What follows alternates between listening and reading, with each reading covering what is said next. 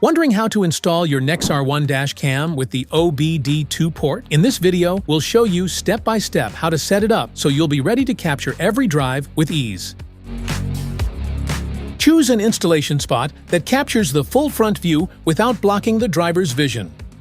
Clean the windshield neatly for a proper adhesion.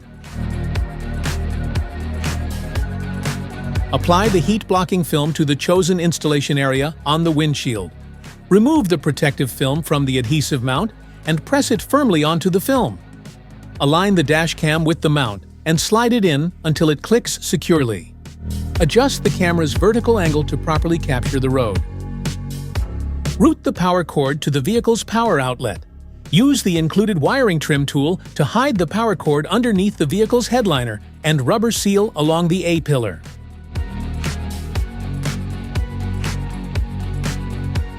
Attach the car charger to the dash cam, then insert the DC-in plug into the car's cigarette lighter socket securely.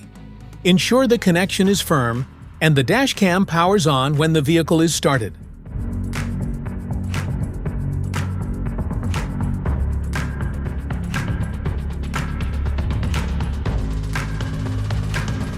That's all it takes to install your Nexar One.